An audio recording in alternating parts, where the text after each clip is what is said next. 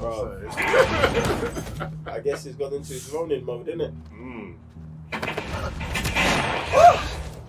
We are live. We are live. We are live. Did I say welcome to the main event? Run that thing back, brother. You mad? Oh, man. Behave before you talk about what I'm talking about, yeah? Disclaimer! Run that thing back. Nah, man, stay there in your corner, man. Run that thing back, fam. I don't want to hear nothing from you. We are live, guys. I'm Joe, one third of the Cyber Nerds. Avenger GS. I'm Mr. Blitztek. And we're back with another Hawkeye review. Everybody's favourite MCU archer. Now, if you haven't already, subscribe to the channel. We're on the road to 200,000 subscribers. Hit the thumbs up and press the notification bell so you can get notified every time we drop a video. Alright. Manda, what do you think about this today's episode? Also, happy Marvel week. Do you know what I'm saying? I feel like this week should just be a national Marvel holiday. They do these like once a year where you get a big boy movie and like just, you know, hey, take an episode as well, which also links in but doesn't link it. Spoiler review! Spoilers. If I was supposed to say that as well. Spoilers. Get me? But yeah. And if you haven't seen No Way Home, there's maybe spoilers for that here too. So you've been warned. Alright, so Sam? Yeah, I'll say it's a good episode. Enjoyable. Seeing the events still from a character suffering from the blip.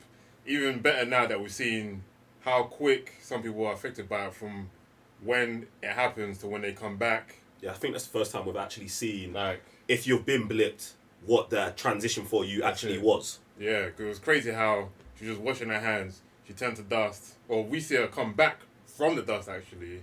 And in time, actually catching up with what her environment was. That was bloody crazy. You know like I what, said, first yeah? time seeing that. Super nuts. The only time I must say there's a run that thing back up to par with the Cyber Nerds was that. Because that run that thing back was mad. Yeah, that was mad. So, yeah. Super mad. Seeing, I can't remember, you remember her name? Who? Yelena? Yelena. Yeah, seeing her, she's just a good character, man. Obviously we're going to see her more in the MCU. So, enjoyed her performance in Black Widow, enjoyed her performance here, and please can she get her own movie somewhere, even if it's her own show. Okay, I want to dive in with you here. Go ahead. Now, Yelena, yeah, is what I'm going to say, so far, the best replacement for a character that we've had yet. Do you know what I'm saying? Like, going from Natasha Romanoff's Black Widow to Yelena Romanov's Black Widow has so far been a seamless and beautiful transition for multiple reasons. One, the characters are exactly the same. But two, the characters are completely different. Like, do you know what I'm saying? It's like Natasha was like, in fact, like Natasha was like more, like she played the executive assistant role. Then she turned into like almost the mother of the team. Like, do you know what I'm saying? Where it's like, Ileana is like, well, right now she's just a rogue. She's just a rogue. Yeah. She's just out here, but she's funny. She's very personable. Like, Like her personality. Yeah, you like who she is, but in everything she says, there is a deep fear that she will kill you at any moment. Because she's quite also intimidating, and it makes it more intimidating that she's so friendly. Because it's like, she knows I can kill anyone, but it's like, because I've got supreme confidence in murdering you, I can be overly friendly. Because, bruv, you're not going to trick me into that. I'm like, I can, yeah, I've got the tools. But You know what's so good about that is that when we watched Black Widow's movie and they're all sat at the table, you could see, like, obviously their whole childhood was just a playmate kind of thing. But the deep thing about that is those two kids who got from what? Like, the mum, yo, you're slouching. Like, Black Widow, she's very kind of like mother-like.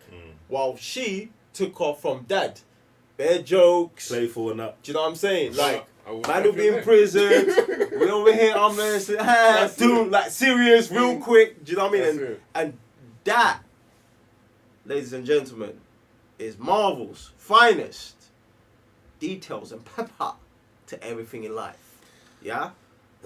Yeah, man. I think, like, for me, this show started off very slowly, and I think progressively every episode's got better. Like, I like this episode way more than I liked last week's episode, and I liked last week's episode, and I guess next week's gonna be the finale. So I'm just gonna be like this one was progressive. I think for me, like on the like where it ranks in the Marvel movies, I'm liking this more and more. But I want to see how it wraps up. Obviously, we got a big reveal at the end that Kingpin is working with Kate Bishop's mom, Yelena Bishop. Yelena Bishop has hired Yelena to kill Hawkeye.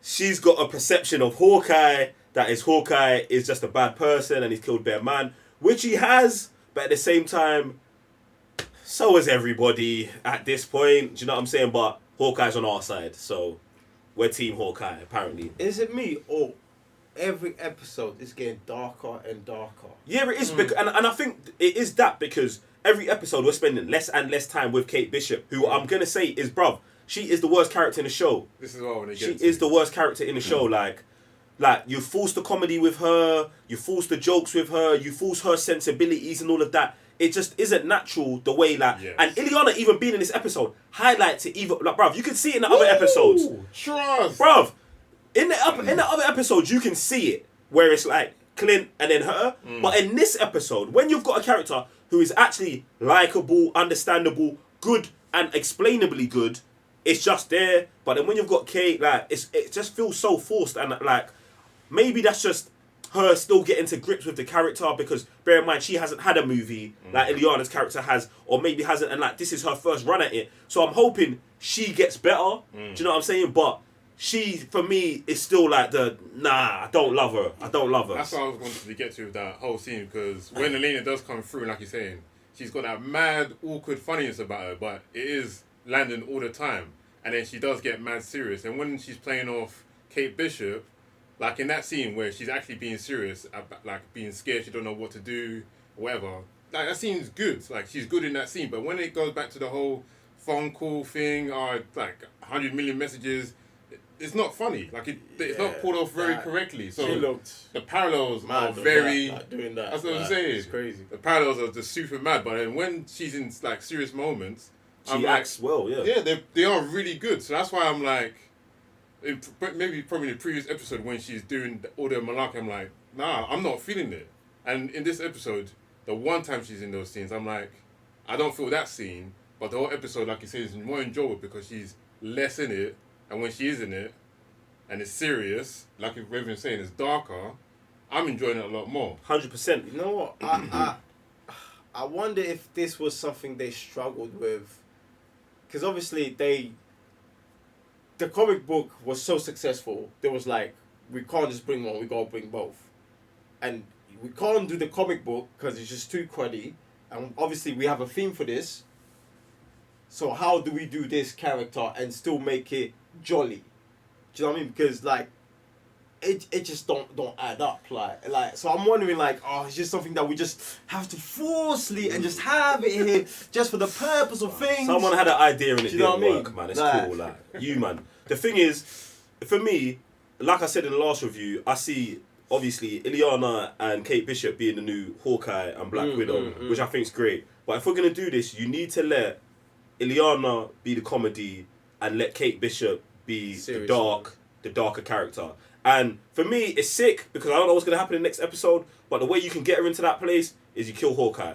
Kill Clint. Oh my God. Bro, I don't want Clint to die, but at the same time, Clint's kind of at the end of his road, bro. Yeah. Do you know what I'm saying? So, if we take Hawkeye out in the next episode, Kate Bishop then takes that darkness upon her and doesn't go full Ronin, but goes all the way up to Ronin that Clint's talking about, where you start getting used as a weapon and stops there and just becomes that character, and then she plays off of Ileana's character. I think that would work very well moving forward. Do you know what I'm saying? Because the childhood kiddie jokes, it's dead. It's kind of dead. It's got to go. It's kind of dead. It's mad because like we're in New York. Like even with the characters that were introduced today, I can't see someone being jokey like in this location like that. Just Is it odd person? Not even that. It's not even that. It's just certain things like certain worlds. Like in this one we're talking about New York, Kingpin New York, Daredevil New York. Do you know what I mean? I'm not backing you on this one. Do you know what I mean? Like to me, like even reading the stuff, I'm like, oh, like you can't be just too light-hearted. Like, Spider-Man lives here. Bro, Spider-Man to me is like the only like thing. But for her, I just don't see it happening. Especially what I'm currently reading, and this here, I'm just like, it's just too far left. We need to balance it out. Nah, I just think they're doing it wrong. I just think the way they're executing it with Kay is doing it wrong. Like, bro, she can tell jokes and that, but it's like the way you're making her seem, like the 100 phone, like you can be obsessive with the phone calls without it, like you cutting it up into that weird jokey kind of tone, like, and it just pulls you out of the whole show.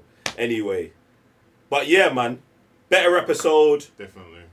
Really excited to see where they're gonna take next week's episode. Obviously, with the conclusion of Kingpin and how this is gonna play into the wider MCU. Now that we know that Matt Murdock is alive and living and breathing, and his Charlie Cox in Spider-Man. So I want to see how we bring this all together, because we are making, like, we're in the right position to position a new Spider-Man, Kingpin, Daredevil, Hawkeye, Black Widow. Like, we're in the perfect position to like rejig this whole thing. And Marvel, you man are finessing the thing as always, isn't it? Is this the first time they've like got people from Netflix series like across and then just brought them over? Because usually they just shut that stuff down. I mean, and just bring new people in. I mean, realistically, I'm gonna say it's not from the shows, yeah, because they've not leaned into the shows, but they brought J.K. Simmons from the other Spider-Man world into our Spider-Man world. And that was like a straight, like they didn't even say anything about it. Right. But they now could use the but they don't have. But they did it before. Variants. Yeah, but they did it before that. Yeah. But the thing is, that's how I see this. I don't see this as that's Kingpin from the Netflix series. Okay. I don't see it as that. And even when you see Daredevil in Spider-Man, I believe different universe, bro. Because that Daredevil wouldn't have... He wouldn't have caught the thing. Yeah. Exactly. Man he wouldn't have caught the thing. Let Peter Parker do this because he's Peter Parker. 100. No, I'm bruv. When I watched it, when I watched it, that's what I thought, bruv. No. So everyone, like, I don't know how you man see it, but I know how I see my MCU. So this is still same timeline, same thing. The Netflix thing happened over there. In that world, they may have had an instant, like all of that stuff's happened over there, variant world. Boom. This is still so. If this Kingpin hasn't had that wife relationship, if this Charlie Cox hasn't broken up with like the girl and that whole Elektra stuff didn't happen, and this doesn't mean the Defenders show happened in this world for me. Do you get what I'm saying? So that's how I see all of that in it. But let me know, or let us know how you see it. Jump in the comment section below and let us know. Don't forget to subscribe to the channel, hit the thumbs up and the notification bell. And if you want to see the full episode watch along, head over to patreon.com/Cyber Nerds to watch it. It's a banger. Other than that, I'm Joe, one further the Cyber Nerds. Waving your GS. Mr. Blitztek. We'll see you next week. Peace.